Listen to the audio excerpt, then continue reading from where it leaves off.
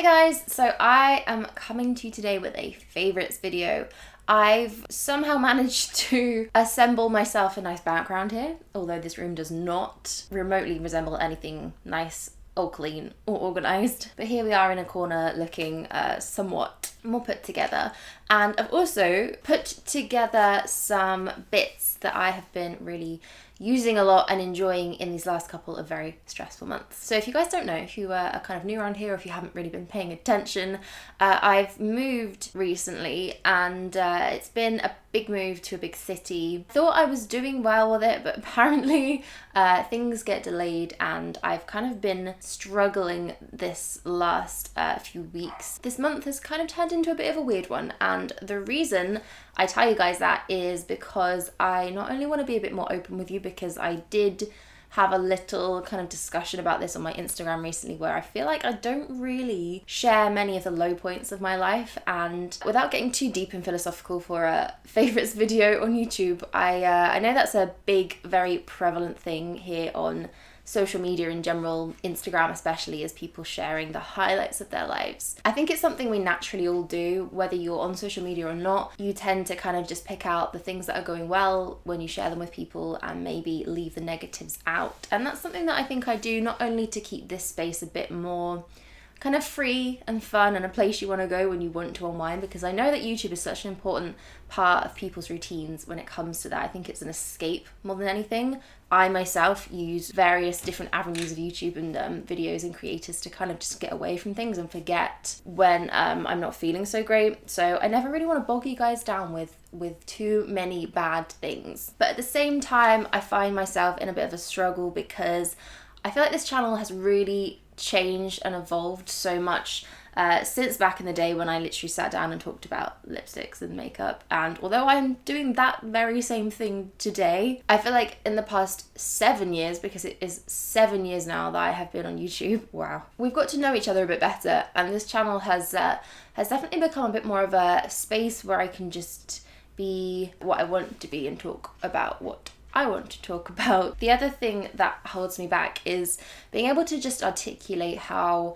I'm feeling and what I want to talk to you guys about. I know I have a platform here and that comes with so much responsibility and ability to share with you guys and kind of reach out and talk about important things. I always feel like I am the worst at articulating the thoughts in my head into sentences and cohesive kind of arguments and things that make sense. So when it comes to certain subjects, and especially subjects that are kind of quite important to me and also quite prevalent in not only my life but also the world as we live in right now, I really want to get it right. And that's probably just me completely contradicting myself, because I should be able to just say what I'm thinking, but I want to talk about things like anxiety, mental health, sustainability, which is a massive subject at the moment, the world, the environment, and how I'm impacting that. One of the things I saw recently that really kind of stood out to me, and I'm not sure I'm going to get this word for word right, but it was a post or a quote somewhere from somebody that I think can be applied to so many different things,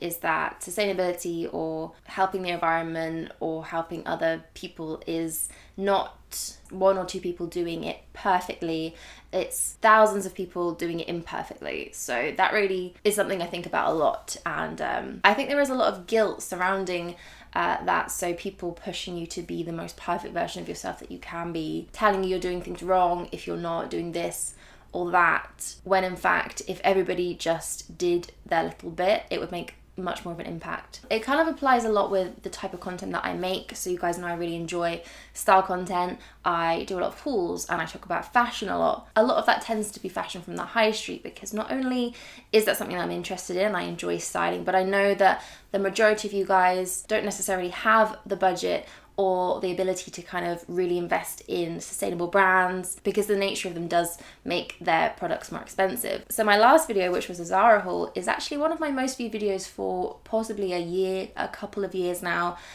So it's content that you guys are telling me that you want to see by watching it and the views that it generates, and yet I feel like that video was kind of a tipping point because so many of you were telling me that this was wrong and I shouldn't be creating this kind of content, that hauls were too much for you. So it's definitely a difficult one because I don't really know where you as my audience stand, because I'm basically being told two different things. I also had a few weeks before that put up a video where I'd been styling things exclusively from my wardrobe. So things that I hadn't bought new, I was trying to recycle things, replan and rethink outfits, and just keep a balance between shopping and using what you already have. I like to think in a lot of other parts of my life that I am quite environmentally conscious. You guys know that I mainly eat plant-based. I don't buy meat and I don't buy dairy products. Wow, that's been a good old portion of my life now. I think I've been a vegetarian for more years than not. I also in the last maybe two or 3 years have been using things like a Moon Cup and She Thinks underwear, which are all really amazing reusable period products and things that save so much waste every single month. And I guess what I'm trying to say with all of these little justifications, because again, I never feel like you should justify yourself to anyone, especially those online, but I think in the position that I am, maybe it's something that needs to be said a little bit more. But I really think it's the little things like that, the small decisions in your life, in your everyday life that you make that really are going to go towards the grand scale of things and make a difference, hopefully, to the rest of the world. So I've gone on an incredibly massive tangent with not much point made, but there we go. That's a little insight into my thoughts and my mind at the moment and my brain. And let's talk about products. So yes, this is going to be quite a beauty heavy favorites video. With the move and with the way I've been feeling recently, I've just kind of been very much focusing on maintenance. So that's maintenance not only with myself on the inside, but also maintenance when it comes to my skin, because did moving freak it out? Yes, it did. I have had probably the same spot for the last 2 months. I call this my stress spot. I think it's finally leaving, but there's quite a lot of skincare here because I've really been trying to kind of get my skin back to how it should be. So I'm gonna jump in straight away with skincare. Let's talk about this first because this is quite a fun product. This is from a brand called Farmacy and it's their Honey Potion Mask. This is a really cool product and it's nothing like I've ever used before, but it is a honey based mask and I've tried those in the past, especially the Antipodes Manuka honey mask, and I feel like it's just something my skin loved, so I really wanted to try this one. And the way you kind of go about using this is that you take a little bit out with your spatula, this cute little metal spatula, and then kind of massage it all over your face and into your skin, and it heats up. It feels really incredible, so relaxing to use. And then you leave it on and kind of rinse it off, and it just replumps and rehydrates the skin. It really kind of calms down for me, especially a lot of problem areas. So when I've been having breakouts and using this, it just makes them calm down so much. And I feel like that is one of the very great redeeming properties of honey, is that it does chill your skin out. Also, something that I've been noticing with my skin recently is that it's just very dry and very dull looking, and I've kind of been wanting to reach for a more intense exfoliator. Normally I go for just standard kind of chemical exfoliators. The Glossier solution is my daily go-to, but I really have felt like I've needed something a bit more, and for that I have this Elemis Superfood Blackcurrant Jelly Exfoliator. This is part of their new Superfood extension. They have a whole Superfood range, but they sent me a few products that they just added. This is kind of cool because it comes out in this really funky jelly, oh, I've just squirted out so much of that purple goo, and it does feel like goo when you put it on your face, but it's got some really great exfoliator in it. Not too intense or too stripping for my skin, but it really just seems to kind of buff away any of that leftover dead skin that I do have there, or any dryness, and yeah, I've kind of been using this a few times a week just to maintain that level of freshness in my face, and I do really like it, along with the masks in their range, which I probably haven't used enough to really rave about yet, but this whole Superfood range is really good. These are kind of a bougie but fun but also very useful product. They're from Peter Thomas Roth and they are eye patches. They're called the Water Drench Hyaluronic Cloud Hydra-Gel eye patches. Inside here, again, you get a little spatula, but they're gel infused under eye patches. I might try and take one out just to show you guys, although I don't want to waste them because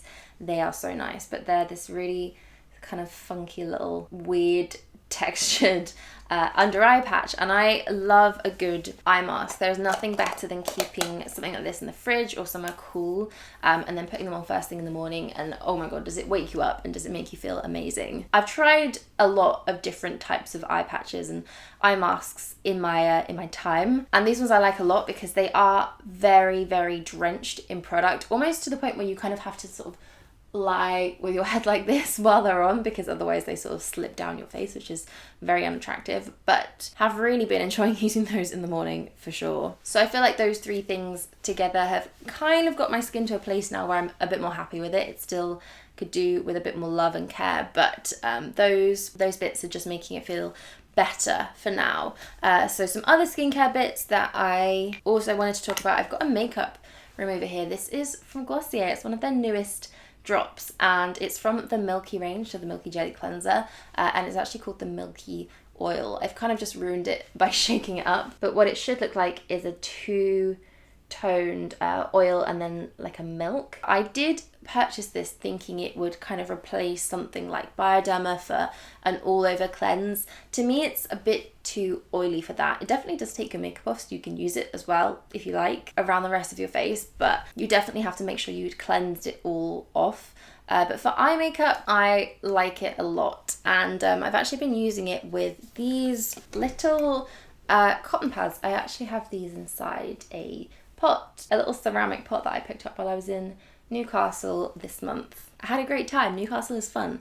But yes, in here are these little cotton pads. Now, I probably go through cotton pads more than your average human because I do like my skincare products. My exfoliator, my toner, facial essence, eye makeup remover, cleansers, a lot of things like that use up a lot of cotton pads, and I feel like it's just an excessive waste that could very, very easily be cut out. Back to my small little everyday choices matter rant. So these, I think we're in a pack of 12, and they're bamboo cotton reusable pads. They are incredibly soft, and I've been kind of trialing these out and seeing if they can replace my use of cotton wool pads. I've actually used these a few times now, and I've even put them through the wash because I wanted to check and see that they were washable. They actually, in the pack that I got, sent me out a little wash bag to put them all in, which you just chuck into your washing machine and it cleans them all, and they came out feeling perfect, if not even softer. So these I just use the way that I use any other cotton pads.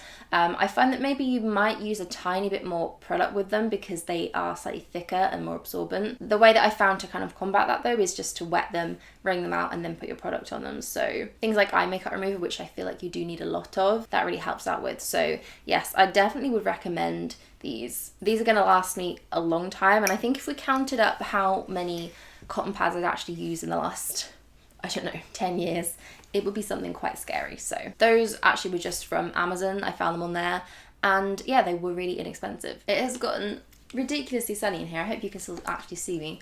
One last skincare product I think is kind of an odd wild card for me.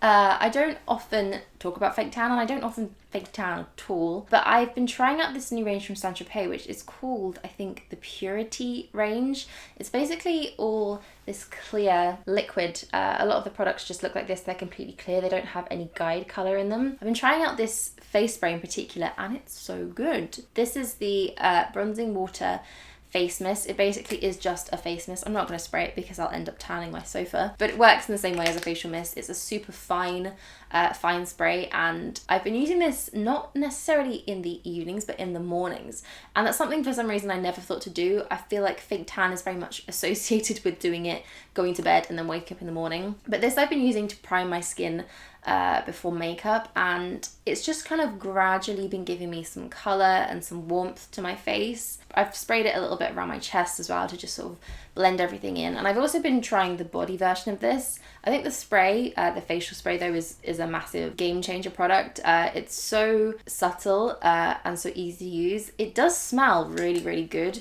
when you first spray it in, but as I find with pretty much all fake tan products, and I'm not sure if it's just my skin, but especially with Tropez, it does smell like fake tan after a few hours. So I have yet to find a product ever that doesn't eventually smell like fake tan, which to me doesn't smell like biscuits, which is kind of like the common you smell like biscuits fake tan smell. I think it smells like raw meat, which is not fun. It's not something you want to be smelling like. It's not good. So I do make sure I wash this off at the end of the day when it tends to kind of start getting that scent to it. And yeah, I don't have to sleep with the fake tan smell all over the place. I kind of don't know if this fits into skincare or makeup. It's a bit of both. I'd say this is more makeup, so let's bridge the gap into makeup by talking about this. This is a product that I have been using every single day. It's got such a cute little, look at this packaging. It's like a little handle. It's from Shiseido, and I don't know much about Shiseido products. I haven't tried a whole bunch of them. They're a Japanese brand though, and I just kind of love everything about their aesthetic, down to the names of their products, the packaging, and they are Japanese skincare, so it kind of really intrigues me. This is actually the Color Smart Day Moisturiser. Very, very similar to one of my all-time favorite products, which is the Estee Lauder Day Wear Plus, which is like a tint that starts off clear, and then as you rub it in, it gives you some color to your skin. And this is the same, except it's not really a tan like the Estee Lauder is. It's definitely more of a corrector, so it just kind of mimics the shade of my skin. This does come in one color, so I'm not sure if it adjusts to different skin tones, but for me, this kind of just looks like the perfect foundation color. It's so light, and it's actually really moisturizing, which is one of the best things about it. It keeps my skin so hydrated. If I show you here, by rubbing into my hand, it starts out really, really white, and then it just kind of changes and transforms into the perfect kind of lightweight, almost like a tinted moisturizer covering type product. You're a bad girl. Although it is so sheer, it does still cover quite well. You can build this up a little bit, you can put a few layers on, but to me it just kind of takes down the redness that I have on my skin. I have a few little scars and things left over from breakouts that I've been having this month, and it just seems to sort of smooth over all of those. So to me, this has been my go-to for a base. I just use this and I go straight onto concealer, and that's how I've been doing my makeup. I also wanted to talk about this tiny little product here. This is from Glossier, and it's from their new Play range. Or brand, I should say, because I think it is a whole new brand. I have some thoughts about the Glossier Play launch. I'm going to give them more time to kind of bring out more products and maybe kind of hone what they're trying to do. But for me, it just doesn't really make a lot of sense in terms of their packaging, their products, and the way that they're made. They don't really seem to align with the whole Glossier ethos to me. But I have been trying their products. I've been trying to give them a chance, and this is really good. So this is the highlighter concentrate. It is really small. I have the shade, what is this called? Platinum Rose, which is actually the pinkest of all the colours. It doesn't come out too pink on my skin actually, which is good because I'm not massively into that look. But there's something about the way this goes on. I don't know if it will kind of translate on camera, but it's just so smooth, and the highlight is beautiful. Look at that. Massive contender for the best liquid highlight I've ever used. It's really good. I kind of would like to try a few more of the colours. They have more of a champagne one, they have a darker bronzy colour. This is the highlighter that I'm wearing at the moment, and I just love to put this on. It just feels so great to kind of tap into your skin. I kind of feel like this would still sit really well with the rest of the original Glossier products. I've never really got on with their highlighter, which is the Haloscope, which is kind of a stick form highlighter. Not a massive fan of those, but this is so beautiful. I really like it. Okay, that was a quick battery change because I've been rambling apparently long enough to drain my entire camera, and I've also tried to block out the sun so maybe you can see me better now. So I've only got a few more bits to talk about. I wanted to mention this, although I feel like I've talked about it in a favourites before. I haven't been wearing perfume a lot this month because I still haven't actually unpacked my perfumes, which is terrible. But I do have this, and it's really the only thing I've been reaching for, despite my lack of other things to also use. It's something that I'm kind of content with, and I'm not really that bothered about digging out any perfumes for the time being. This is from Diptyque, and it's called the Eau Rose Hair Mist. So this is a perfume for your hair, which was definitely a bit of a thing a little while ago, which is when I picked this up. And it's one that I didn't reach for all that often. Maybe the scent wasn't massively what I wanted back then, but now this smell, I can't even tell you. It's so gorgeous to me. I feel like I'm having such a rose moment right now, and I will show you a few more reasons why in a sec. But despite that, this is also such a fun and easy way to wear perfume. So you literally just kind of spritz it into your hair. It's really great at refreshing it if you haven't washed it for a few days, which, you know, happens. And it's really light scent. It's not as heady and as deep as a lot of the other Diptyque perfumes. I do love them, but sometimes they can be a bit too intense.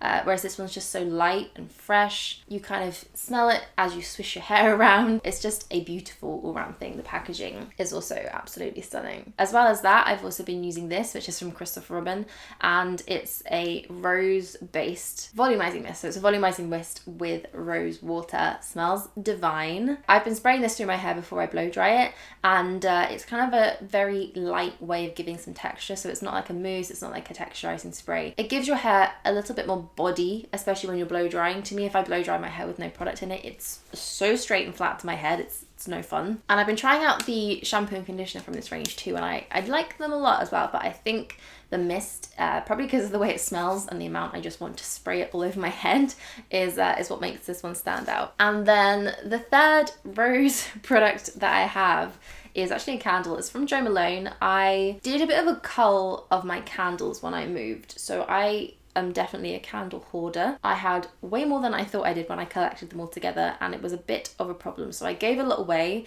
I kind of tried to burn through the ones that just had a tiny little bit left. But I did have a few that were unused. I actually picked this one out kind of as soon as we moved in, and I burnt it one of the first nights that we were here and just fell in love. So this is the Jo Malone Red Roses candle. It's incredible. It's probably one of the more classic rose scents of the rose things that I have here, but it's amazing. It fills the room with the smell of kind of like fresh cut flowers and rose, and oh, it's just amazing. It's not too sweet and it's not too sour. It's just right. I feel like also a room spray or something like that in the red roses scent would be beautiful. I know this video is probably getting obscenely long, but I do have a few last bits to talk about, which are fashion favorites. This bag here in particular has been a staple for me at the moment. This, as you can probably see, is kind of a Dior saddlebag ripoff. It's not really, because it's just a little half moon shaped bag, but the short strap and the kind of gold hardware, it definitely gives me Dior vibes, and I'm here for that because the Dior saddle is my ultimate dream bag. The one in the black with the gold hardware. I think about it daily. Before I go and drop nearly £3 on a tiny handbag, I found this one, and it's from Mango. It's kind of like a croc print, almost like a faux croc, which I like. I think that's kind of quite in at the moment too, so there's a lot of bags like that around right now. The handle you can make longer, so you can make it in a crossbody. I love it just sort of tucked underneath my arm like that, a little bit 90s. I have this jam-packed full of things.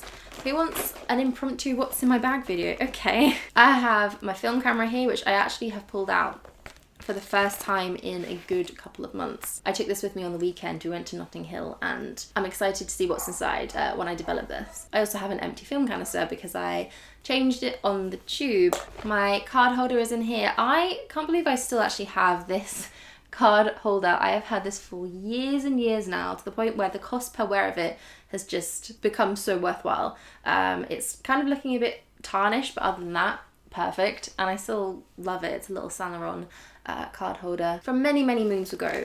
Absolutely love that still. I've also got my Celine sunglasses in here, which, as you know, are my children, my babies, my Celine Edge that somehow I managed to find. Who knows how I did that.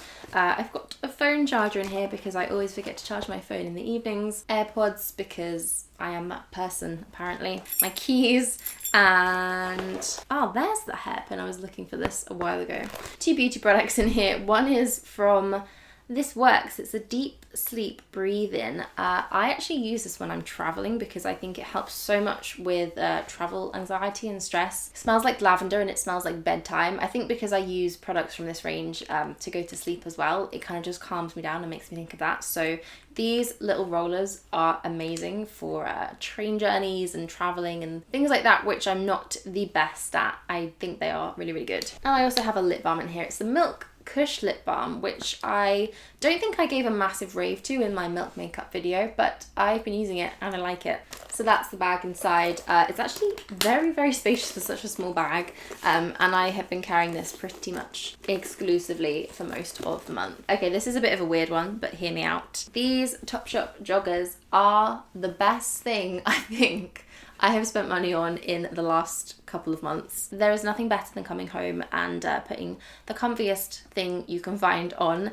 and these definitely fit the bill. They are big and chunky. They have a little elasticated bottom here at the ankle, and I think they're actually called like the vintage or the 90s style joggers, and they are incredibly like 90s. But that seems to be what people are doing right now, and I am all for that. I'm really into this kind of like sporty mixed with chunky trainers kind of style. I like it a lot, and these are just so soft. They are incredible. Thought I would wear these just as loungewear, which I have for sure, but I have even worn these outside and it is like walking around with a hug on your legs. They are so comfortable and amazing, and I actually just really like the way they look. I kind of wish they did a few more colours because these are quite light grey. I feel like a black pair of these I would just never ever take off, which is maybe a good thing that they don't do one. But yes, big love for my joggers. Loungewear forever. And then shoes. I have been so into trainers. I actually put a pair of boots on. Was it yesterday or the day before yesterday? And I just felt wrong in them, which is so strange because me and boots go hand in hand. But trainers are all I've wanted to wear recently, and these have been probably my standouts and my most worn. These are the Vans old school style in all white. So they are completely white. The actual little stripe here, or the pattern, is in leather, I think, but the rest of them are canvas, and I just love the way these look. They're kind of something you would have seen your dad wear in the 80s, which is definitely a vibe that I am all about right now. Big blazers, white trainers, oversized t-shirts. Adore, absolutely adore them. They just seem to add so much to any outfit, whether you're wearing something with proper tailored trousers, whether you're wearing jeans or even like a skirt or a dress. The white Vans, love them. So universally wearable. Okay, I think I am done. Thank you guys for watching this insanely long-winded video. I've enjoyed chatting to you, so I hope you enjoyed listening. Yes, I will be back again on Friday with a new video. It will be a moving vlog. Yay for moving vlogs. We're getting back on that. I've kind of stopped being as productive as I was with decorating and things like that, but I've been doing a bit more recently, so you will be seeing that. Because I know we do enjoy the moving vlogs. And yeah, that is it for my favourites. Thank you guys for watching. Comment down below if you have any favourites that you want to tell me about this month. Anything from beauty, fashion, lifestyle. What have you been watching as well? I'm in a bit of a Game of Thrones hole right now because we're trying to catch up before the new season comes on, and I feel like I just need a break. I need something else to watch. So please leave me your Netflix recommendations, anything like that. I'm going to leave you here while my dog barks and ruins this whole outro. Thank you guys again for watching, and I'll see you soon. Bye.